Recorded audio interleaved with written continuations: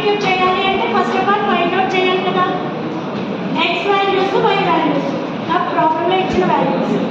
నాకు ఇప్పుడు దీనిలో ఈ 3 ఈక్వేషన్స్ని సాల్వ్ చేయాలి అంటే వాల్యూస్ సబ్స్టిట్యూట్ చేయాలి. సబ్స్టిట్యూట్ చేయాలి కాబట్టి ఎక్స్ నుంచి X square, X cube, X power 4 find out చేస్తాం. సో అన్నీ కూడా ఎక్స్ నుంచే వచ్చాయి విత్ క్యాల్సి యూజ్ చేయొచ్చు కాబట్టి. నెక్స్ట్ ఎక్స్ ఇంటూ వై అంటే x quotient y, x coordinate y coordinate multiply చేసాం. నెక్స్ట్ వచ్చేటప్పటికి ఎక్స్ స్క్వేర్ మల్టిప్లై చేసిన తర్వాత అక్కడ వాల్యూ వేసిన తర్వాత మొత్తం అన్నిటికీ కూడా సమ్మేషన్ కావాలి,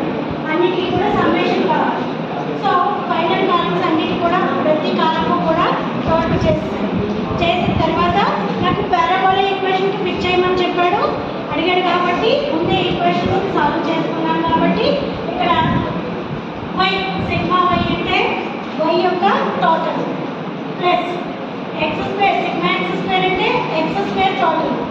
నెక్స్ట్ సిగ్మా ఎక్స్ అంటే ఎక్స్ యొక్క సమ్మేషన్ ప్లస్ ఎన్ అంటే ఇక్కడ నెంబర్ ఆఫ్ కోఆర్డినేట్స్ ఎన్ని ఉన్నాయి అంటే నాకు ఎన్ని ఉన్నాయి 1 2 3 4 5. So n is 5 into 6. ABC వాల్యూని మనం ఫైండ్ అవుట్ చేయాల్సింది. అవి ఎక్కడి నుంచి తీసుకొచ్చి మీరు పెట్టగలరు అలాగే వచ్చారు.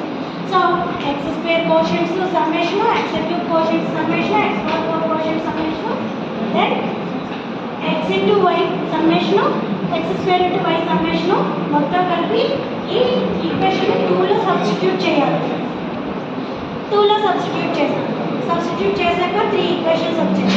ఇప్పుడు క్యాల్సియన్ ఈక్వేషన్ మోడల్ పెట్టుకొని మీరు ఏబిసిని సాల్వ్ చేసేయచ్చు. సో నార్మల్ వేలో పెడితే టైం టేకింగ్ వాటికి మీకు మార్క్స్ ఇవ్వదు. సో టైం వేస్ట్ చేసుకోకుండా మొత్తం క్యాల్సియనే యూజ్ చేయండి.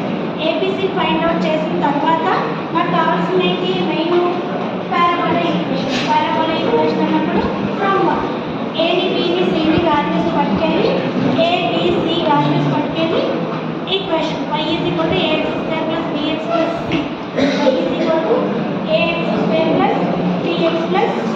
So where a is minus 0.0694, b is 3.00992, c is minus 8.727. So substitute చేస్తే